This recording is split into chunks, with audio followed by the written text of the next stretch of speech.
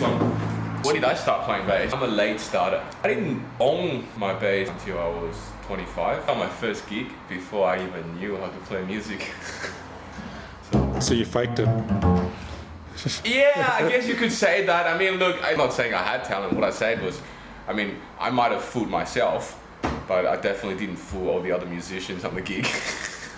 I don't hate playing bass, and I guess the only thing sometimes, I guess, that bothers me is that a lot of people, especially non-musicians, automatically assume that you play the bass because you can't do anything else. You know, I get questions sometimes, oh, why don't you play the guitar? Or why don't you play, you know, like a more commonly accepted instrument, I guess? I don't know, I mean, I like the bass. I like what the bass does.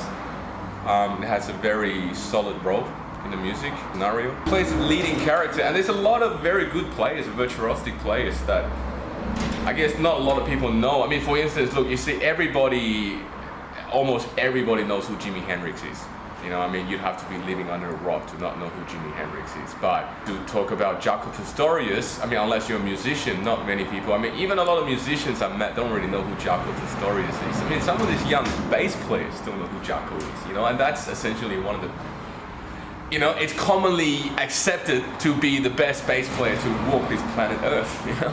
And I guess that's the only thing, I guess, the only thing that would bother me is, like, I guess generally bass players don't get enough recognition and respect that they deserve. We spend just as much time and effort and dedication on our instrument. Yes, true, contents that we do in the musical contents might not be as flashy as a saxophone or a guitarist, but it doesn't mean that we're not capable of doing it. It just means if we did it, the music wouldn't sound as solid. You can check out a lot of good, great, fantastic bass players out there. For one, I would just mention Jaco Pastorius, who was a virtuosic solo player. Contemporary players, there's Victor Wood, who has received twice or three times, you know, Bass Player of the Year award, which is unheard of. Marcus Miller, who generally is the most well-known bass player among musician circle generally, who arranged for Miles Davis. Check out his band, Marcus Miller. There's a lot of unknown bass players, you know, that are just popping out of YouTube left, right, center. This guy, Federico Malaman, who's absolutely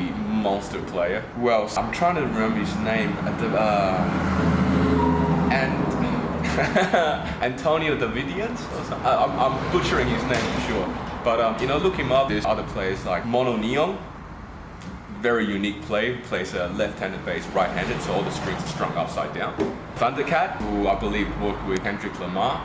I mean, I can go on for days. You know, I'm not gonna go on at least one, you know, all the bass players, but yeah, there's definitely a lot of bass players out there that are very, you know, can definitely hold out their own when it comes to, you know, music and understanding of it. So yeah, do check them out. Give it time, I guess. Try to show the respect that bass players deserve. If anything. I don't know what else I can say. Alright, so this is a piece written by one of my favorite bass players, upright player, Renaud Garcia-Fons, who's been compared to Paganini on the double bass. Paganini is the absolute virtuosic violin player. So this is one of his pieces. I'll try not to butcher it.